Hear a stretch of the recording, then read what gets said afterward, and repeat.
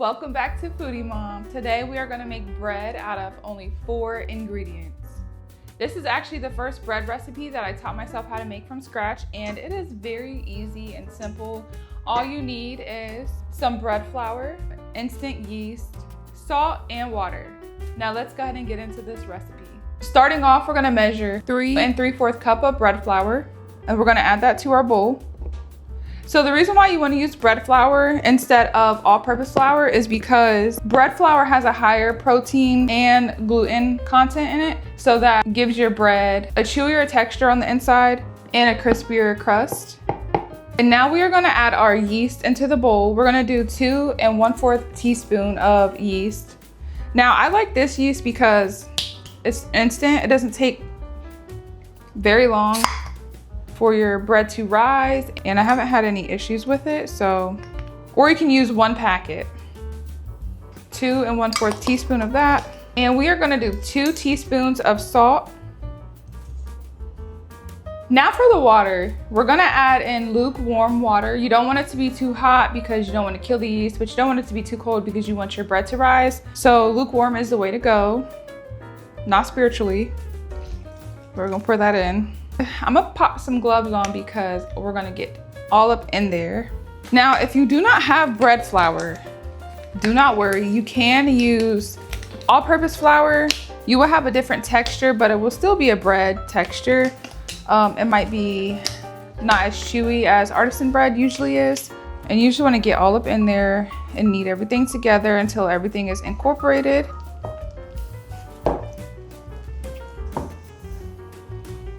It'll be a little sticky. That's also another reason why I like to wear the gloves.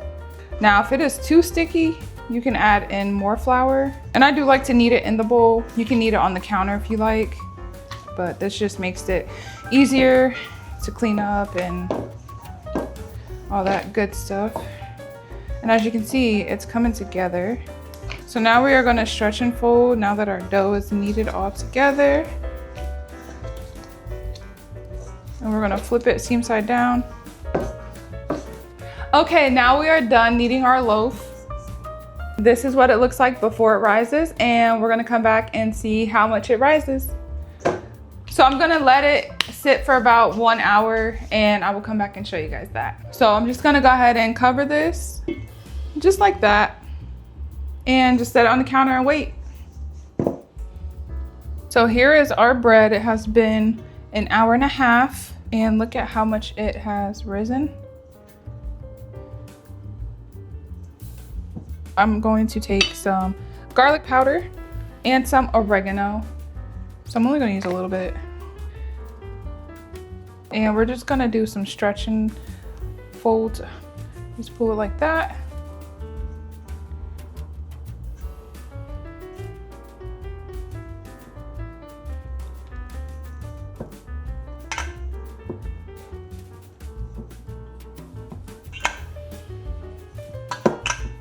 Just like that. Now we're gonna prep our Dutch oven. And all we need to do to prep this is add some oil to your Dutch oven. And now we are going to put this in the oven. I preheated my oven to 450 degrees Fahrenheit. I'm gonna pop this in the oven and let it heat up for about 30 minutes. Now that we got all that situated with our bread, we're gonna crumble up some parchment paper, and then we are gonna transfer our bread onto the parchment paper. Seam side down. Just like that. Now we're gonna score our bread. I'm gonna try to make a cute design.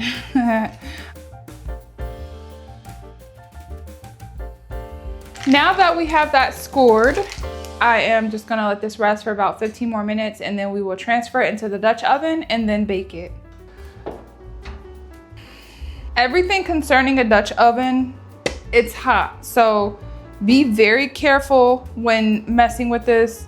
Don't lay it down on the hot surface. Use your gloves for everything. The lid, everything is hot. I burned myself one time, so this is from experience. We're gonna put this in here just like that. We're gonna bake this with the lid on it for about 30 to 35 minutes. The good thing about this recipe is you can make the bread the day before and then pop it in the refrigerator and just let it sit there overnight, and then whenever you're ready to cook, pop it out the refrigerator. I say pop it out a lot. Take it out the refrigerator, put it in the oven and let it bake, make your food. And now you have some fresh bread. You can make this a sweet bread like cinnamon, honey, things like that, or you can make it a savory kind of bread like garlic powder, onion powder, herbs. There's a lot of things you can do with this bread depending on what you want to make with it or what you're doing with it. So make sure you save this recipe, and it's 4 ingredients. Like you cannot beat a 4 ingredient bread. You can't, unless you have a 3 ingredient bread.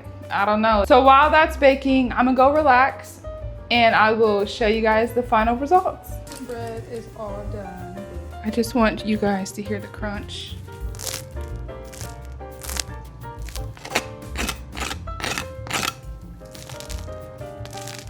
So there you have your artisan bread.